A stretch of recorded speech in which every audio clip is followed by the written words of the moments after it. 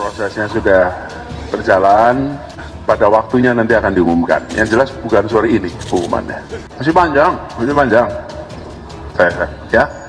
Pokoknya udah ada, tapi nanti pada waktunya diumumin. Cawapres diumumkan Anies Baswedan, Demokrat mengatakan, pasti kejutkan koalisi lain. Tahu sendiri siapa mereka, kan bisa ditebak begitu.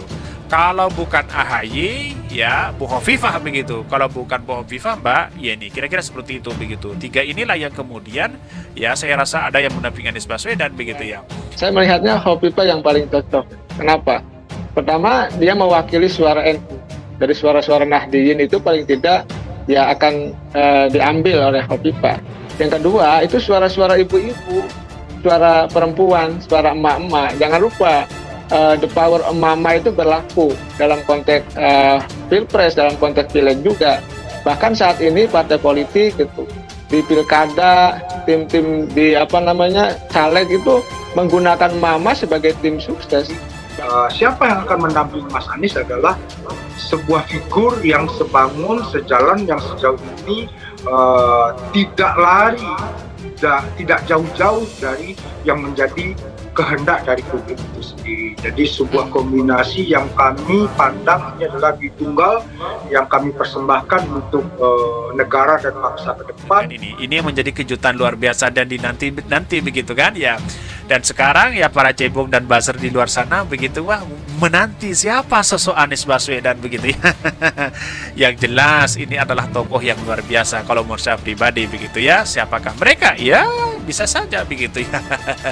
Kita lihat saja bagaimana perkembangan politik hari ini begitu. Siapapun cawapres Anies ya harus bisa menambah daya kemenangan. Kita rindu ya pemimpin yang bisa memerintahkan penegak hukum untuk tidak memproses kasus-kasus yang terkait cuma omongan kok dikriminalisasi misalnya.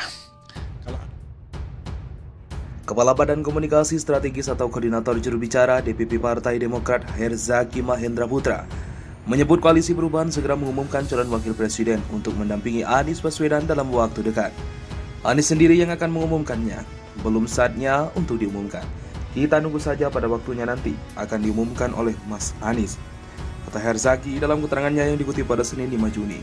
Herzaki menyebut pasangan capres dan cawapres dari Koalisi Perubahan akan mengejutkan banyak pihak, termasuk koalisi yang lain yang merasa pasangan yang akan diusung dalam Pilpres 2024 itu merupakan figur yang ditunggu-tunggu rakyat. Pasangan ini benar-benar akan mengejutkan koalisi-koalisi dan capres-capres lain, karena inilah yang ditunggu-tunggu rakyat, ujar Herzaki. Ia memastikan pasangan yang akan segera diumumkan ini adalah pasangan terbaik untuk maju ke Pilpres 2024. Herzaki menegaskan jika pasangan yang ditawarkan Koalisi Perubahan membawa semangat perubahan dan memperjuangkan perubahan untuk Indonesia, bisa membawa kemenangan di Pilpres 2024 sesuai dengan harapan rakyat, katanya. Kendati demikian, Herzaki merasa pihaknya harus tetap waspada. Ia merasa akan banyak pihak yang mencoba menjegal Anies bahkan sebelum bakal cawapres diumumkan. Kami mesti hati-hati, tanpa diumumkan lebih awal pun sudah banyak upaya memotong-memotong, menjegal-menjegal. Menyebar rumor kami tidak solid, tidak kompak dan sebagainya, jelas Herzaki. Terlalu ikut campur soal capres, pakar hukum mengatakan wibawa kenegaraan Jokowi bisa runtuh. Presiden Joko Widodo terlihat belum dewasa selama 2 periode kepemimpinannya dan malah meruntuhkan wibawanya sebagai kandidat negarawan ke depannya sebagai seorang mantan presiden. Hal itu dinyatakan pakar hukum tata negara Universitas Andalas Ferry Amsari terkait sikap Jokowi yang terlalu banyak ikut campur dan mengatur soal kandidat capres dan cawapres pada Pilpres 2024 mendatang. Ferry khawatir langkah Jokowi ini bisa dibaca sebagai lampu hijau untuk pengarahan aparat negara dalam urusan elektoral. Sebagai kepala negara, ada berbagai lembaga negara yang bertanggung jawab langsung kepada presiden. Pasalnya, kepala negara juga membawahi ratusan kepala daerah yang juga bakal menghadapi Pilkada 2024. Menurut Ferry, masalah kian relunyam karena terdapat 24 gubernur dan 248 bupati atau wali kota bakal habis masa jabatannya jelang tahun 2024. Posisi mereka digantikan oleh pejabat kepala daerah dari kalangan pejabat tinggi media.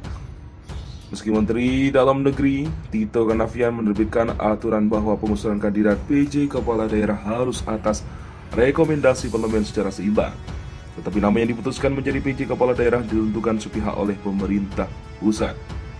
Padahal, Ferry mengatakan Jokowi adalah Presiden RI, bukan Presiden partai politik. maupun presiden kandidat capres tertentu belaka. Langkah presiden bisa dibaca bahwa presiden akan menggunakan relasi kekuasaannya kepada 34 kementerian, Jaksa Agung, Kapolri, Panglima TNI, dan semua yang berada di dalam ruang kabinetnya, dari pusat hingga daerah, kata Ferry.